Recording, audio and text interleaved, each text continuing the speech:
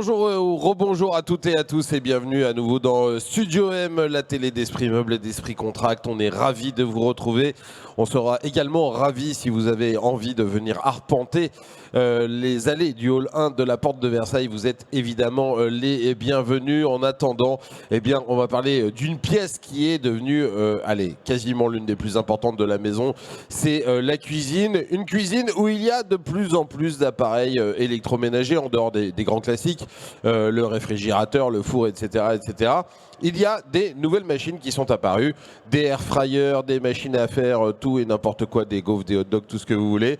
Et puis des machines à café de plus en plus sophistiquées qui sont venues s'ajouter.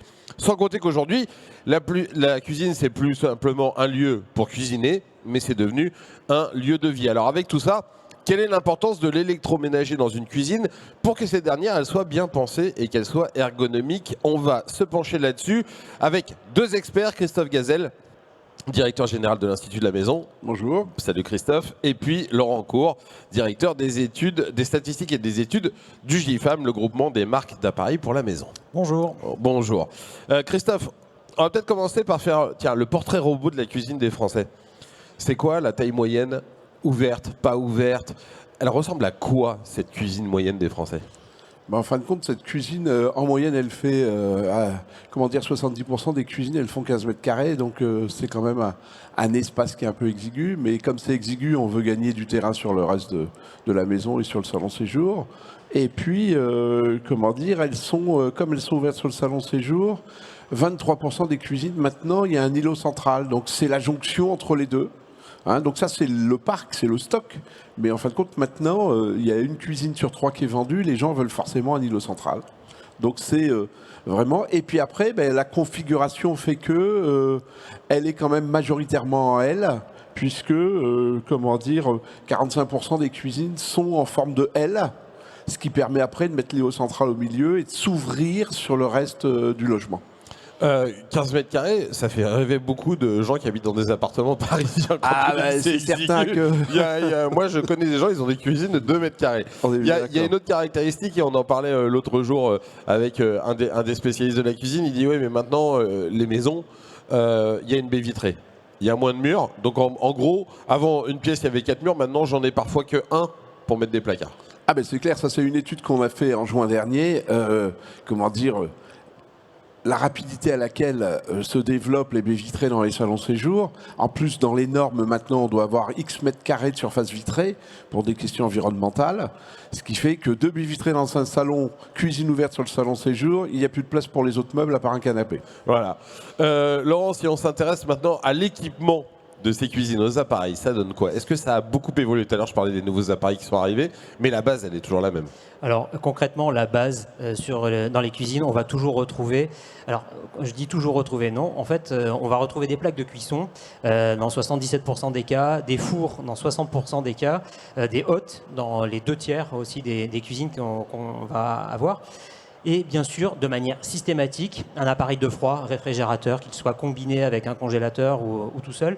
Mais par contre, ça n'a pas toujours été le cas, puisqu'en fait, aujourd'hui, il ne reste plus que 27% des foyers dans lesquels on a une cuisinière. Donc on voit en fait, par rapport à il y a 50 ans en arrière, où les cuisinières étaient très largement implantées, les choses ont largement changé de ce point de vue-là. Ça veut dire que la plaque de cuisson a remplacé la cuisinière, quoi. Complètement. Et au niveau, donc ça c'est on va dire les trucs obligatoires. Est-ce que maintenant il y a d'autres objets qui sont devenus quasiment des incontournables de la cuisine? Alors on faisait référence aux espaces qui sont plus petits, et en fait on va se retrouver aujourd'hui dans les cuisines avec, dans quasiment un quart des cas, un lave-linge qui est déjà présent.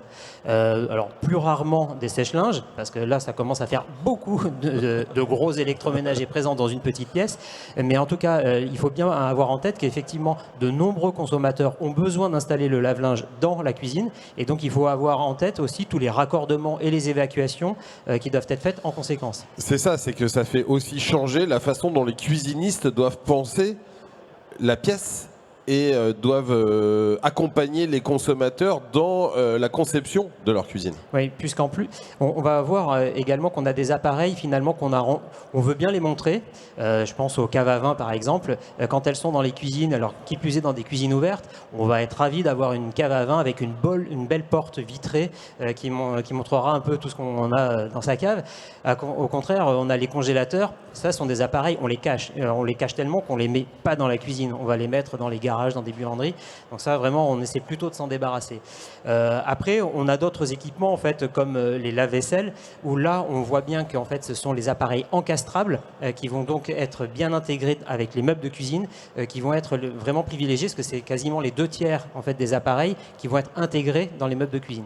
Christophe, dans les études que tu fais auprès des comportements de consommation, justement, entre l'aspect pratique et l'aspect esthétique. On parlait de la cave à vin avec une jolie porte vitrée, et on parle aussi des placards et du congélateur. Comment se fait l'arbitrage entre le pratique et l'esthétique ? En fin de compte, tu me disais tout à l'heure, les cuisines ouvertes sur le salon séjour, c'est 61% des cuisines qui sont ouvertes sur le salon séjour, donc c'est énorme. Donc c'est vrai que c'est pas facile d'ouvrir sa cuisine sur le salon séjour si je fais partie des 27% qui ont encore une gazinière. Et il faut se rappeler que c'est la gazinière qui a quand même freiné le développement de la cuisine intégrée en France par rapport à l'Europe, parce qu'on était entre guillemets dans les derniers de la classe à vendre encore cet appareil, ce qui quasiment empêche l'intégration. Puisque les gens, ils ont la gazinière, après ils posent quelques meubles. Donc c'est vraiment, dès que la cuisine elle est ouverte, on va essayer de mettre en scène, et la cave à vin est vraiment l'exemple type, dans une cuisine mise en scène, la cave à vin elle va être éclairée, elle va être mise en scène, et quand je suis un bon vendeur de cuisine, soit en grande distribution, soit chez un spécialiste, je dois vendre, sur 3 ventes, je dois faire une cave à vin. Donc il y a de la théâtralisation énorme, et dans les années 80, 90 et début 2000, on voulait tout cacher et tout intégrer. Et on a bien vu certaines marques qui ont bombé le torse et qui ont remis le frigo en pause libre, qui ont remis des produits qui ont du look, qui ont du design, pour faire plaisir aux consommateurs et donner un rythme d'aménagement de la pièce un peu différent. En surfant parfois sur la nostalgie du réfrigérateur de ma grand-mère un peu. Le vintage. Le vintage encore et toujours. 15 mètres carrés, donc c'est la taille de la cuisine. Mais Laurent, on a toujours le sentiment qu'on n'a pas assez de place dans cette cuisine. Alors, on a le sentiment surtout de ne pas avoir assez de place sur le plan de travail. C'est un sentiment, je pense que Christophe a des chiffres là-dessus sur la taille, mais c'est vrai que nous, on le constate, en fait, le plan de travail, c'est un espace qui est très important, notamment pour le petit électroménager. Parce que là, on parle de gros électroménagers, mais l'air de rien, en fait, pour la cuisine, en moyenne, les Français ont 12 appareils de petits électroménagers. 12, c'est dingue. Donc, alors parmi ces 12, on en a un certain nombre qu'on ne va pas pouvoir cacher dans des tiroirs ou dans des placards. Si on regarde en fait aujourd'hui les machines à café, 86% des foyers en sont équipés, d'au moins une, quand c'est pas deux, ça on va pas le cacher. On va se retrouver avec des robots culinaires donc qui sont relativement importants, on en a 30%, des robots pâtissiers, on va en avoir 28%. On a des air fryers, on en parlait tout à l'heure. On en a plus de 30% aujourd'hui qui sont présents dans les foyers. Et je ne parle pas des blenders, de tout un tas, des grille-pains, des bouilloires, tout ça. Bon, tout ça, ça prend de la place. On voit tous ces appareils. Et si on les met quelque part, si on considère qu'on a 4 à 5 appareils qui sont présents de manière systématique, ben, si on les mesure, ça prend globalement à peu près 1,5 mètre sur le plan de travail. Or, là, on a fait une étude très récente. Les consommateurs nous déclarent qu'ils ont en moyenne 1,6 mètres de plan de travail hors évier et plaque de cuisson. Donc on comprend bien que quand on a posé 4 à 5 appareils, il nous reste quel espace pour travailler sa cuisine soi-même. C'est marrant comme on se reconnaît tous là-dedans. Et oui, et en fin de compte, nous, dans les études qu'on mène, on voit que 37% des Français considèrent que leur plan de travail est trop petit. Alors que, j'ai plus le chiffre en tête, ils sont 72% à prendre au moins un repas par jour dans cette cuisine. Donc du coup, il faut préparer, etc. Et il y a quand même de plus en plus de faits maison, mais à la maison vraiment. Et là, il y a vraiment un problème d'organisation spatiale, parce que la cuisine, c'est pas qu'un look. Hein. La France est longtemps restée sur une cuisine pour le look et les gens les choisissaient parce que c'était joli. Et là maintenant, dans la tendance qui nous vient d'Allemagne, une cuisine ça doit être fonctionnel, ça doit être ergonomique et avec le vieillissement de la population encore plus. Justement, quel est le rôle des vendeurs de cuisine, et c'est pas un terme péjoratif du tout, hein, vive les vendeurs, des vendeurs de cuisine dans le conseil, parce qu'on va choisir une cuisine ergonomique, mais cette cuisine, elle va évoluer dans le temps, on va acheter de nouveaux appareils, etc. Est-ce que eux, ils prévoient ça, ils arrivent à vous dire, bah, attendez, ça va évoluer, il faut peut-être prévoir un plan de travail un peu plus grand, parce que demain, vous allez rajouter un appareil. Tu sais, il y a déjà un truc de base, il y a que 39% des foyers qui ont acheté une cuisine dans les 12 derniers mois, à qui on propose des prises dans la cuisine.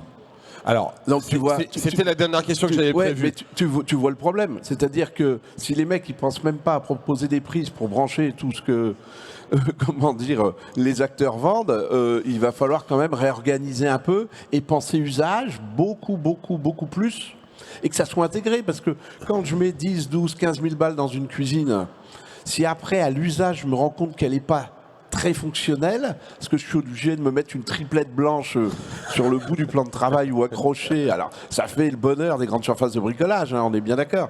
Mais le boulot d'un cuisiniste, c'est de penser à l'usage quotidien. De toute façon, la question à combien de prises, c'est jamais assez. Hein, la réponse. Concrètement, ça va être ça, puisqu'en fait, là, nous, on parle petit électroménager, mais on le voit comme ce sont des pièces de vie.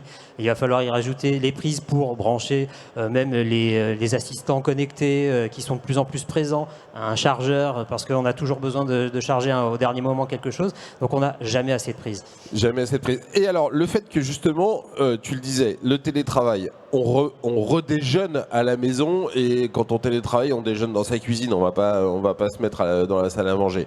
Le fait que parfois on télétravaille dans sa cuisine, le fait que les enfants fassent leurs devoirs dans la cuisine, le fait que ce soit devenu le lieu où on reçoit aussi les copains, comment tout ça, ça a fait évoluer l'aménagement de cette pièce-là?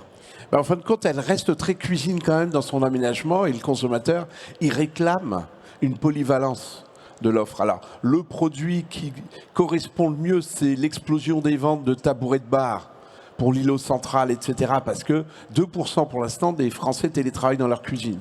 Parce que très vite quand même, s'ils sont en télétravail dans la cuisine, sur l'îlot central, sur tabouret haut, très vite le dos s'en ressent quand même un tout petit peu. Je fais partie de ces 2%. Voilà. Donc on a un peu de travail d'ergonomie et de simplifier les choses sur la réorganisation de cette pièce. Et on voit bien que tout ce qui était rangé avant dans l'enfilade, dans la salle à manger avec la vaisselle, etc., tout ça c'est arrivé dans la cuisine. Et c'est pour ça que nos amis de la cuisine, ils commencent à grignoter l'aménagement du salon séjour, parce que la frontière, elle est de plus en plus floue entre les deux pièces. Le vaisselier, le grand retour du vaisselier. Voilà. Laurent, on a parlé du air fryer, phénomène de société absolument fou. On a déjà eu l'occasion d'en parler ici. Est-ce qu'il y a un nouveau phénomène de société qui est en train d'arriver, ou est-ce que c'est le air fryer qui continue comme ça de surperformer et d'être le best-seller de ce rayon de petit électroménager pour la cuisine? Alors, le air fryer continue de très très bien se comporter. En fait, on en vend encore énormément en 2025. Si on devait parler d'un nouvel appareil qui cartonne en 2025, ce sont les aspirateurs balais-laveurs, qui vont être certainement, pour certains, installés dans les cuisines avec leur base de nettoyage, mais là qui est vraiment le nouvel appareil avec un engouement fou sur l'année. Et qui sont soit qu'on pousse soi-même, soit qui sont des robots. Exactement, deux catégories qui sont très fortement présentes. Et nous, sur les gens qui sont équipés de ces robots, on a fait une enquête récemment et il y a plus de 20% des gens qui ont changé leurs meubles parce que le truc, il passait pas. C'est quand même con, mais il faut penser à toute la réorganisation. Le canapé est trop haut, où on a mis un gros tapis bouclette, le truc qui s'embourbe. Donc il y a une réorganisation, et donc ils nous demandent des meubles, par exemple dans le salon séjour, qui vont être accrochés, mais qui libèrent l'espace en dessous pour que ce robot il passe. Pour pas que tu reçoives des messages sur ton téléphone, votre aspirateur est coincé alors que t'es à l'autre bout de la ville. Donc ça, c'est le gros phénomène. Ça va être, j'allais dire sous l'arbre de Noël, on va peut-être pas offrir ça, mais enfin bon, pourquoi pas. Ça peut. Ok. Eh ben, merci beaucoup à tous les deux. C'est toujours passionnant quand on parle de ces pièces-là parce qu'on s'y reconnaît tous, évidemment. Merci Christophe, merci Laurent d'être venu. Merci à vous de nous avoir regardés. Vous êtes évidemment toujours les bienvenus ici jusqu'à ce soir à Esprit Meuble 2025 et dans Studio M. On va continuer de discuter tout au long de la journée. Alors retrouvez-nous un peu plus tard. Salut.